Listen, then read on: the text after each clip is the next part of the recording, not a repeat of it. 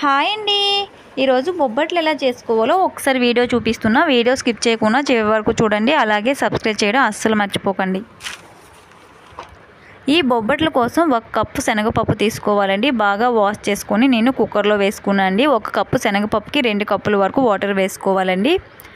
అలాగే half spoon వరకు పసుపు వేసుకోవాలి. హాఫ్ స్పూన్ వరకు గీ వేసుకోవాలండి. ఈ శనగపప్పుని నేను ఎర్లీ మార్నింగ్ నానబెట్టుకున్నాను అండి. 3 విజిల్స్ వచ్చే వరకు పెట్టుకోవాలి.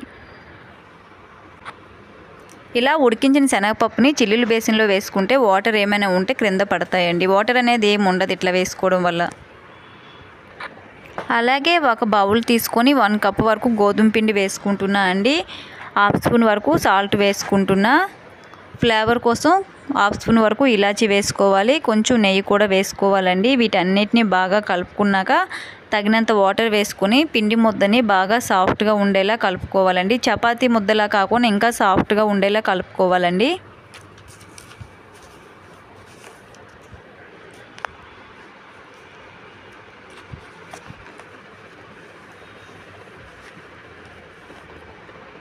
ఇలా కలుపుకున్నాం కదండి. ఇంకోసారి కొంచెం నెయ్యి వేసుకొని ఒక్కసారి వాటికి పట్టేలా కలుపుకోవాలండి.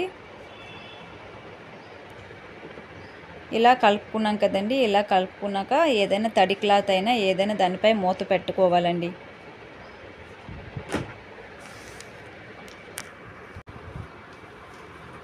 అలాగే స్టవ్ ఆన్ చేసి కడాయి పెట్టుకోవాలండి.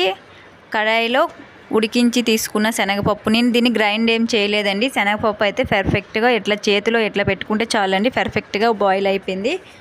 అలా శనగపప్పు ఉడికినాక తురుముకున్న బెల్లం వేసుకోవాలండి. కొంచెం నెయ్యి వేసుకున్నా, అలాగే ఇలాచీ కూడా వేసుకున్నా, కొంచెం సాల్ట్ వేసుకోవాలండి. మనం స్వీట్స్ ఏమైనా చేసుకునేటప్పుడు కొంచెం చిటికెడు వరకు సాల్ట్ వేసుకుంటే దాని టేస్ట్ కొంచెం బాగుంటుందండి.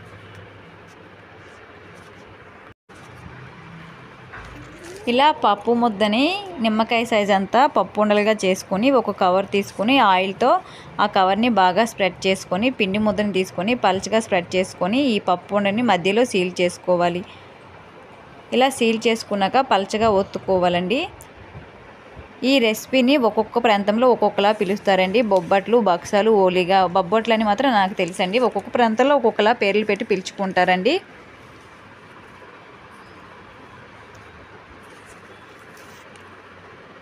ఈ రెసిపీ అంటే మా పిల్లలకి చాలా ఇష్టం అండి.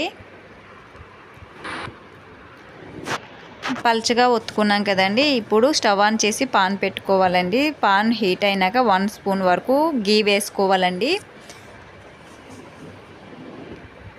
గీ వేసుకున్నాక బొబ్బట్ని 2 వైపులా మీడియం ఫ్లేమ్లో కాల్చుకోవాలి. హై ఫ్లేమ్లో పెట్టుకోకూడదండి. హై ఫ్లేమ్లో పెట్టుకుంటే ఏంటంటే బయట ఫ్రై అవుతుంది కానీ లోపల ఫ్రై అవ్వదండి. 2 వైపులు ఇలా కాల్చుకున్నాక పక్కకు తీసుకోవాలండి.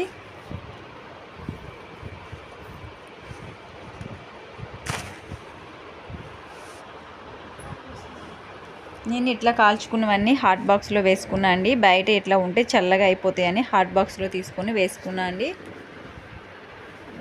ఇప్పుడు మా పిల్లలు స్కూల్ నుంచి వచ్చేసారండి. వాళ్ళకి సర్వ్ చేయాలి. ఇగోండి. ఇంతే ఫ్రెండ్స్. Bye friends. మీకు కూడా నచ్చాయండి.